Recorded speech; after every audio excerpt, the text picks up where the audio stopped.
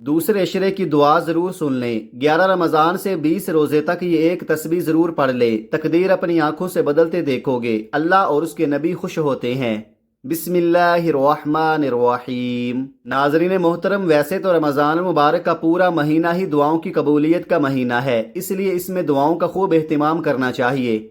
हदीस पाक के मुताबिक रमज़ान मुबारक को 3 हिस्सों में तकसीम किया गया है, यानी कि 3 अशरों में तकसीम किया गया है। पहला अशरा रहमत, दूसरा मगफिरत और तीसरा जहन्नुम की आग से निजात का अशरा है। यह महीना ख़ास उम्मत मुहम्मदिया के लिए है, जिसमें वो तौबा इस्तग़फ़ार करके अपनी बख्शिश करवा सकते हैं और जहन्नुम की आग से निजात पा सकते हैं। तो इसलिए नाज़रीन, हमारी आज की वीडियो में रमज़ान मुबारक के बाबरकत महीने के दूसरे अशरे के हवाले से एक बहुत मुजर्रब दुआ आपकी खिदमत में लेकर हाजिर हुआ हूँ।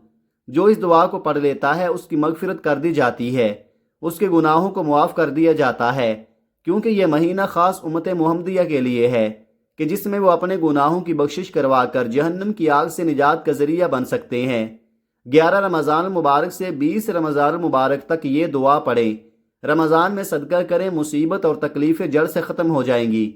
घर में खुशहाली और दौलत का ढेर लग जाएगा। रमज़ान का सबसे मकबूल वजीफ़ा, नया घर चाहिए, नई गाड़ी चाहिए, या कोई किसी भी बीमारी में मुब्तला है, शिफा चाहिए, तो ये दुआ पढ़ ले। उसकी तमाम परेशानियां, तमाम बीमारियां, तमाम दुख तकलीफ़ें, रंजोगम, माली परेशानी, रिज़्क़ व दौलत की तंगी, बेऔलादी, औलाद की ताबेदारी जैसे सारे मसाइल हल हो जाएंगे।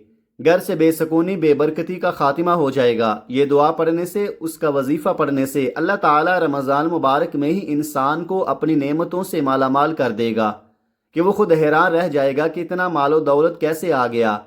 नाज़रीन मोहतरम, हदीस शरीफ में आता है कि इस माह मुबारक में 4 चीज़ों की कसरत रखा करो, जिनमें से 2 चीज़ें अल्लाह की रज़ा के वास्ते और 2 ऐसी हैं कि जिनसे तुम्हें चारा कार नहीं। पहली 2 चीज़ें जिनसे तुम अपने रब को राज़ी करो वो कलिमा तय्यबा और इस्तग़फ़ार की कसरत है, और दूसरी 2 चीज़ें ये हैं जन्नत की तलब और जहन्नुम से पनाह। इसलिए ला इलाहा इल्लल्लाह, अस्तग़फ़िरुल्लाह, अस्अलुकल जन्ना व अऊज़ु बिका मिनन नार के अल्फाज मनकूल हैं। इसलिए इस दुआ की इख्तिताम के साथ अल्लाह से उसकी रहमत, मगफिरत, सलामती, ईमान, फलाह दारैन नीज़ हर तरह की खैर का सवाल बकसरत करना चाहिए। बाज़ बुजुर्गों से पहले अशरा में रब्बिग़फिर वरहम व अंत खैरुर राहिमीन, दूसरे में अस्तग़फिरुल्लाह रब्बी मिन कुल्लि ज़ंबि व अतूबु इलैहि, और तीसरे में अल्लाहुम्मा इन्नका अफ़ुव्वुन तुहिब्बुल अफ़्व फ़अफ़ु अन्ना, ये दुआएं मनकूल हैं।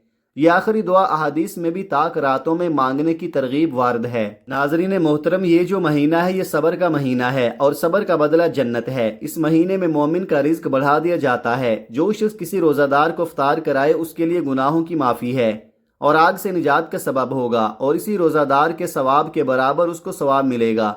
रमज़ान से पहले 2 माह आप सल्लल्लाहु अलैहि वसल्लम के यहाँ रमज़ान का तज़किरा शुरू हो जाता। जैसा कि एक रिवायत के मुताबिक रसूल अकरम सल्लल्लाहु अलैहि वसल्लम रजब में दुआ फरमाते कि ए अल्लाह, माह रजब और शबान में बरकत नाजिल फरमा और हमें रमज़ान नसीब फरमा।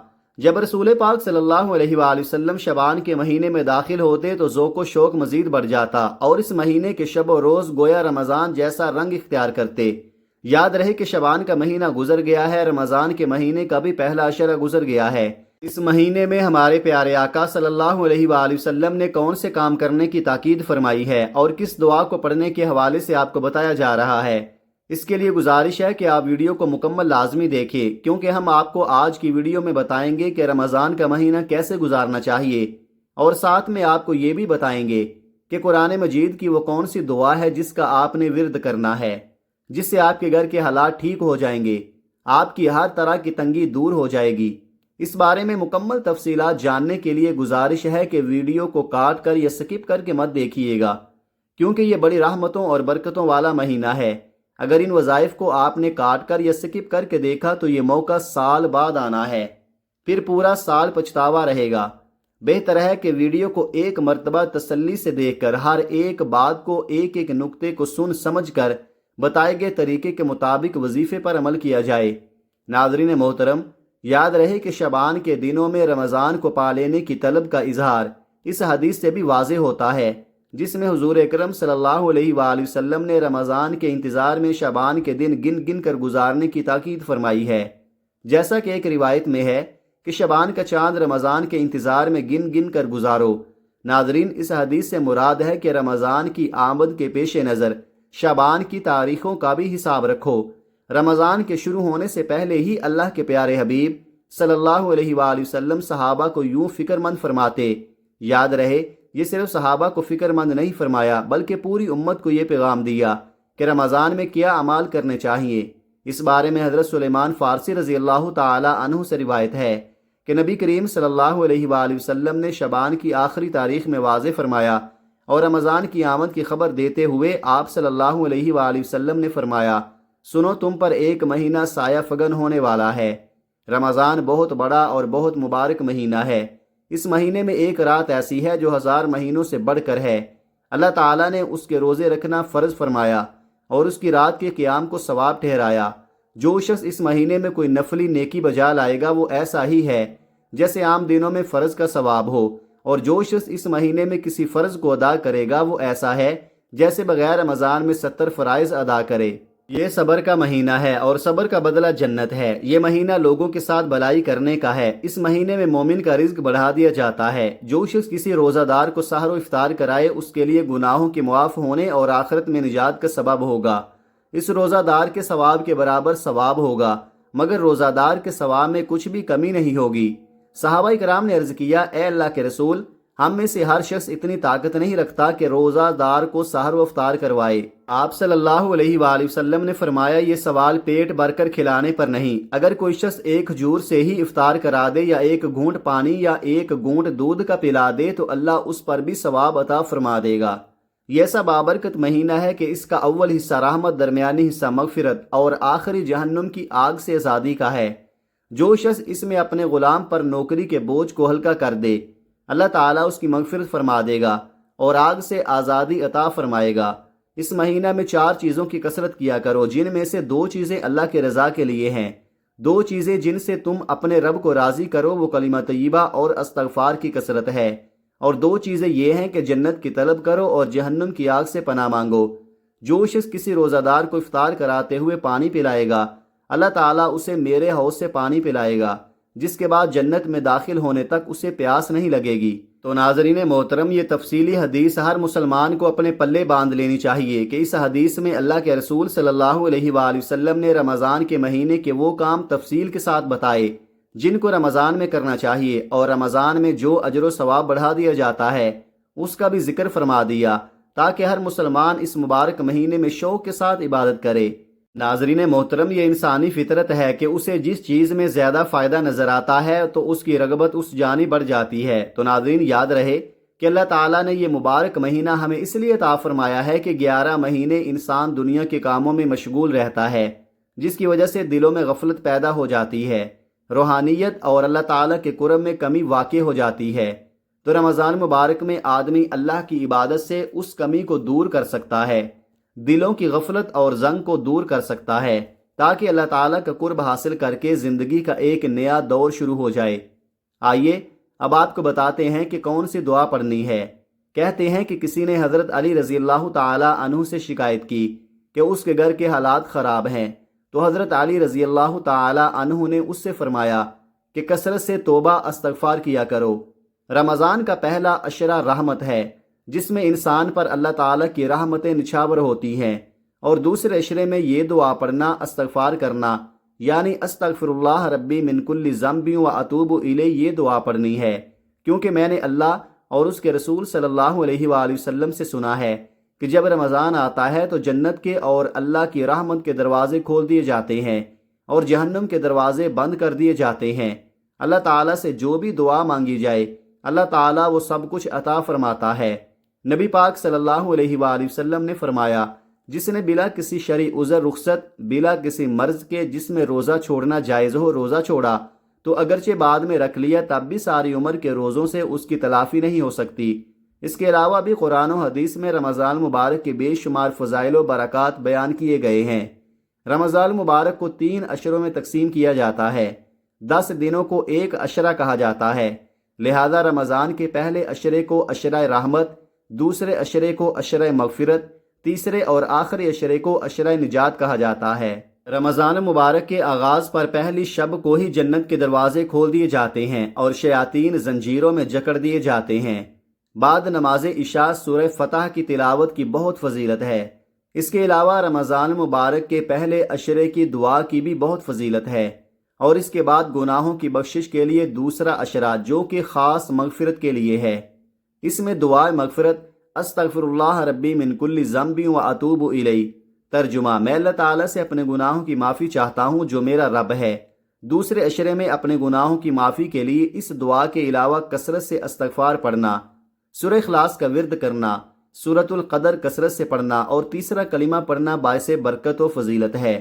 ناظرین، اللہ تعالیٰ سے دعا ہے کہ اللہ تعالیٰ ہمیں رمضان مبارک کے بابرکت مہینے میں صحیح معنوں میں عبادت کرنے کی توفیق عطا فرمائے، آمین۔ ناظرین محترم، رمضان میں چلتے پھرتے یہ لفظ پڑھتے رہنا چاہیے۔ یہ پڑھنے سے آپ کو غیبی مدد مل جائے گی، آپ کو جتنی بھی دولت چاہیے ہوگی مل جائے گی۔ اس کے علاوہ ہمیں اللہ کا بہت زیادہ شکر ادا کرنا چاہیے، جس نے پہلے ہمیں رجب کا مہینہ عطا کیا، پھر شعبان کا مہینہ دیا اور اب رمضان کا مہینہ دیا۔ اگر آپ رجب اور شعبان میں کوئی وظیفہ نہیں پڑھ سکے تو رمضان مبارک میں اس عمل کو لازمی کر لے۔ اس عمل کی برکت سے اللہ تعالیٰ آپ کے گناہوں کو معاف کرتا رہے گا، آپ کے تمام صغیرہ کبیرہ گناہوں کو معاف کر کے آپ کے رزق میں برکت عطا کرے گا، آپ کو اتنی دولت سے نوازے گا کہ آپ کو پتہ بھی نہیں چلے گا کہ کہاں کہاں سے رزق آ رہا ہے اور دولت کدھر سے آ رہی ہے۔ یاد رہے کہ رمضان کا انتظار ہر مومن مسلمان کو ہوتا ہے، اور اس مہینے میں اللہ رب العزت رزق کو بڑھا دیتے ہیں۔ جو بے روزگار ہوں ان کو رزق مل جاتا ہے، جو تنگ دست ہوں ان کی تنگ دستی دور ہو جاتی ہے۔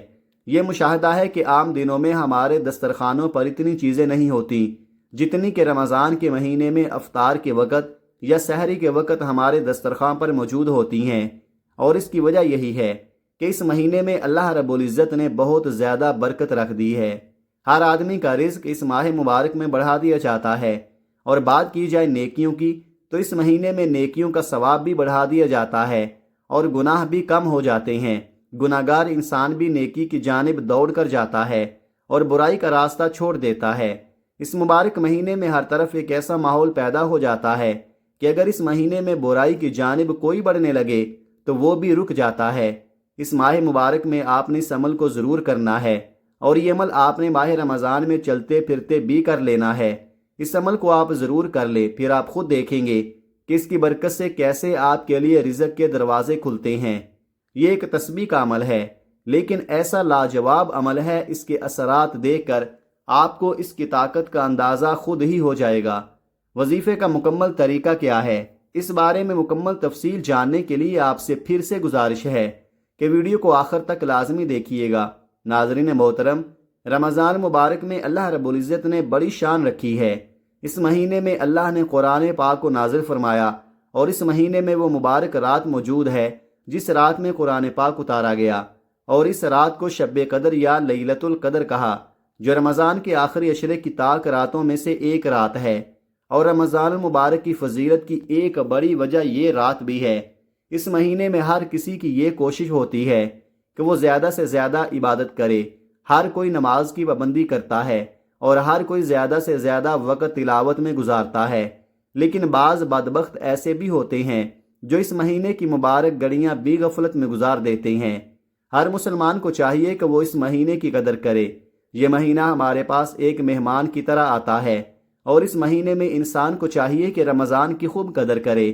آج کے دور کی بات کی جائے تو ہر انسان رزق اور بے روزگاری کے لیے پریشان ہے۔ مہنگائی بہت ہو چکی ہے، غریب آدمی مشکل سے آٹا، چینی، چاول پورے کرتا ہے، اور ہر کوئی مہنگائی کی وجہ سے پریشان ہے۔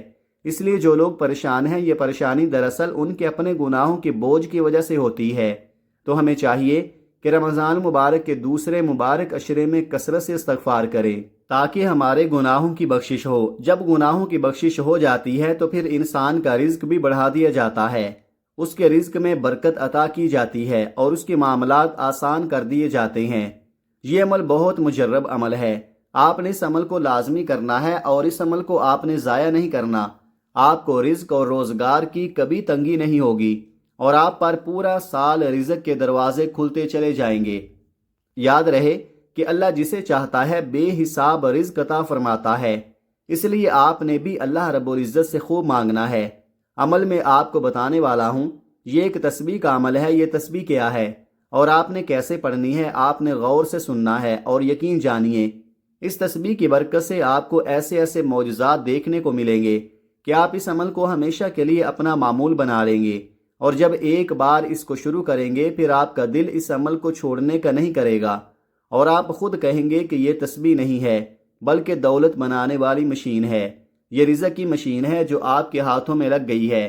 ناظرین محترم، یہ اللہ تعالیٰ کے بہت بابرکت نام اور رمضان مبارک کے دوسرے عشرے کی بابرکت دعا ہے، وہ آپ نے پڑھنی ہے۔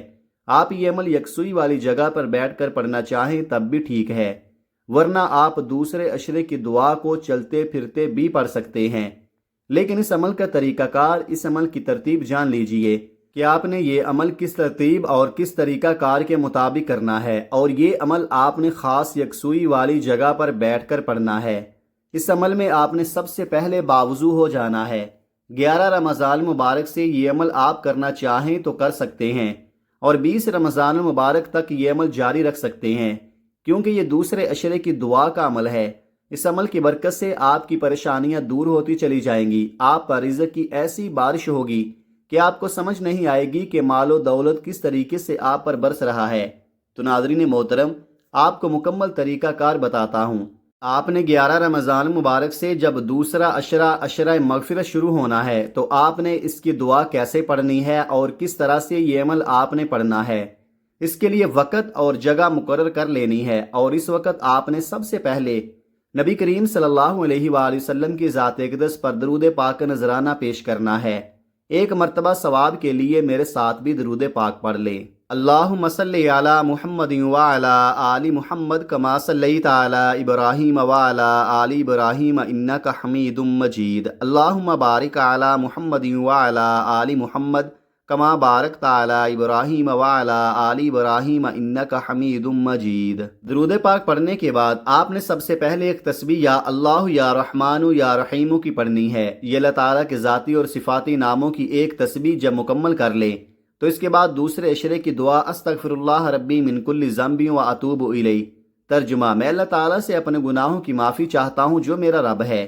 اس کو کثرت سے پڑھنا ہے، جتنی آپ کی توفیق طاقت ہو آپ نے دوسرے عشرے کی اس دعا کو زیادہ سے زیادہ پڑھنا ہے۔ اس کو آپ جتنا پڑھنا چاہیں پڑھ لیں، لیکن جب یہ عمل کرنے کے لیے بیٹھیں تو اس دعا کو کم سے کم آپ نے 100 مرتبہ پڑھنا ہے، یعنی ایک مکمل تسبیح آپ نے اس دعا کی پڑھنی ہے، اور اس کے بعد آپ نے دوبارہ سے ایک تسبیح اللہ تعالیٰ کے انہی ذاتی اور صفاتی ناموں کی پڑھنی ہے جو پہلے بتائی ہے، یا اللہ یا رحمان یا رحیم۔ ان تینوں ناموں کو ملا کر پڑھیں گے تو ایک بار شمار ہوگا۔ اس تسبیح کو پڑھنے کے بعد آخر میں پھر سے 3 بار درود پاک پڑھنا ہے جو آپ نے وظیفہ شروع کرنے سے پہلے پڑھا تھا۔ اس طرح آپ کا عمل مکمل ہو جائے گا، اور اس کے بعد آپ نے اپنے گناہوں کی بخشش اور توبہ کے ساتھ ساتھ اپنے مرحومین کے لیے دعا کر کے ان کو بخشوانا ہے، اپنی آخرت کے لیے اللہ تعالیٰ سے دعا مانگنی ہے، اور رمضان مبارک کے دوسرے عشرے میں بتائی گئی دعا کو کثرت کے ساتھ پڑھنا ہے۔ وظیفے کا وقت مقرر ہو تو بتائے گئے وقت کے مطابق مقررہ وقت پر وظیفے کو پڑھنا ہے، اور اس کے بعد جتنا مرضی چاہیں دوسرے عشرے میں اس دعا کو کثرت کے ساتھ پڑھ سکتے ہیں۔ دعا ہے کہ اللہ تبارک و تعالی اس مبارک مہینے میں زیادہ سے زیادہ تسبیحات، عبادات، ذکر و اذکار کرنے کی طاقت اور توفیق عطا فرمائے، اور ہم سب کو پنجگانہ نماز باجماعت ادا کرنے کی توفیق عطا فرمائے، اور ہمارا خاتمہ ایمان پر فرمائے، آمین ثم آمین۔ دعا ہے کہ اللہ تعالی ہمیں رمضان کی خیر و برکتوں اور رحمتوں سے مالا مال فرمائے۔ میرا سنانا اور آپ کا سننا اپنی پاک بارگاہ الہی میں قبول و منظور فرمائے، آمین ثم آمین۔ ناظرین، گزارش ہے کہ اللہ تعالیٰ کے 99 ناموں میں سے کوئی ایک نام لکھ کر کمنٹ میں ضرور شیئر کریں۔ اللہ تعالیٰ ہم سب کا حامی و ناصر ہو، آمین۔ اپنا بہت سارا خیال رکھیے گا۔ ملتے ہیں کسی اگلی ویڈیو میں ایک نئے وظیفے کے ساتھ، تب تک کے لیے اللہ حافظ۔ السلام علیکم ورحمۃ اللہ وبرکاتہ۔